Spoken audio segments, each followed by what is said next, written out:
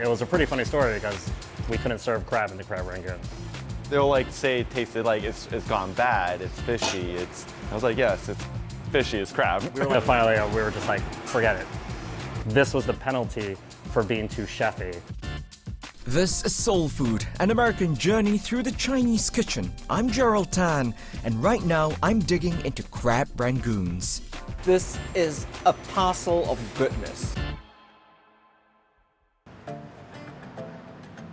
Chinatown in Washington, D.C. is a shrinking community. Drive 3 blocks and you're almost at the edge.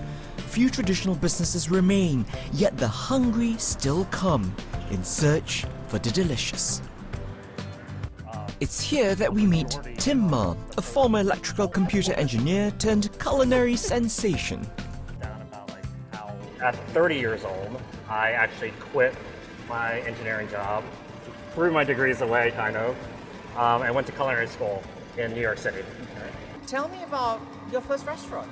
What's that like? Yeah, so I bought my first restaurant off Craigslist. That's like Wait, rewind. Yeah, we actually bought it on a credit card. Within the first 4 months, we were out of money.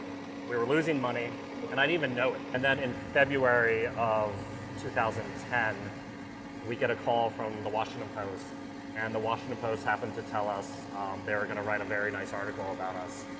And to be honest, like that kind of like flipped the script on everything. It's luck. We got lucky at very specific moments in my career. I like you bring the concept of luck because your restaurant now is called... I didn't even think about Lucky Danger yet. You're the only person that has put that together, right? Ma teamed up with fellow Chinese-American chef Andrew Chu to draw on their shared experiences growing up in the country.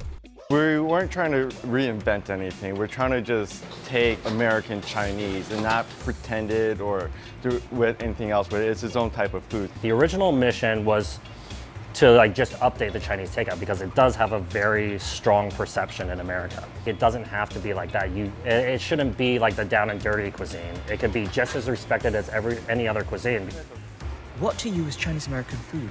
It's the adaptation of certain dishes that were Chinese maybe originally that over generations have become like straight Americans, no longer like no semblance of the old style. But then there's things like Crab Rangoons, which are created in America with American ingredients. I'm about to get a hands-on lesson to make this American invention, inspired by tiki culture, served in Chinese restaurants and beloved for its creamy filling, cocooned in a crisp wonton exterior. Alright, so I got softened cream cheese. Imitation crab, Yeah. spring onion, sugar, spice, MSG, Okay. and soy paste. Just now, fold it in. Making me work for my money, eh? Oh yeah. I never said these rangoons were free. Okay, so we take 2 pieces, Alright.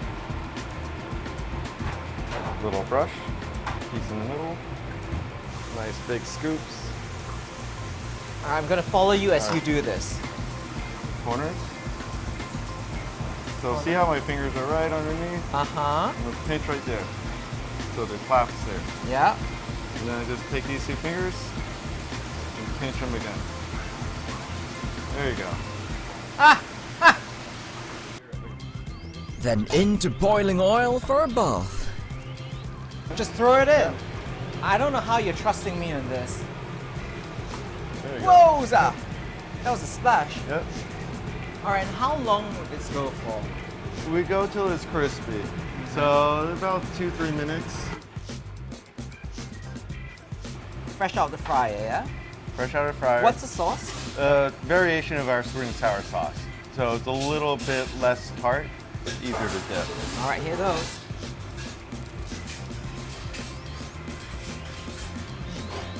I'm gonna bring this closer in. Take a look at that. All that filling and paste in there. No one's going anywhere. And this bit right there. Alright, listen it. I'm making a mash, but That's why what it's you want, takeout. right? You eat it at home, away from public eye. This is like a deep fried cheesecake from the ocean. Right, exactly. The food is outstanding, yes. Lucky Danger was born during the pandemic, so the takeout-only format became an advantage.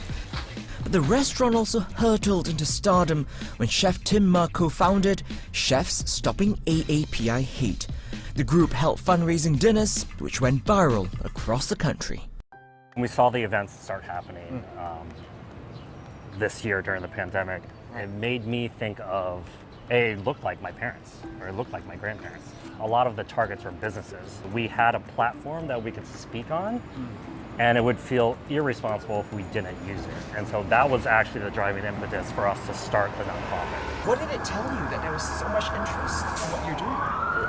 That there were voices to be heard, not just ours, right? Like, so there were a lot of people feeling the same thing, and not just Asian Americans, like, you know, the support coming from all communities.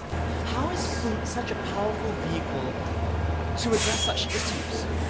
Food is everybody's introduction into somebody else's culture. I do think it's a good vehicle because everybody speaks that same language. Food is universal. A universal language to help drive conversations long overdue. Look at it happening around the country. There's a lot of other chefs and operators like us that are trying to change that perception as well. And so, like, we hope this is a bigger movement rather than just like a singular part of it. This is the bonus last question because I ask it with everyone. Do you serve General Tso's chicken? I'll let you answer. Soon. At the moment, we don't serve General Tso's just because we wanted to kind of force people to try something they wouldn't normally try. People definitely still will, like, when they're ordering, just ask for whatever they're looking for. And for the most part, One they ask for. General Tso's.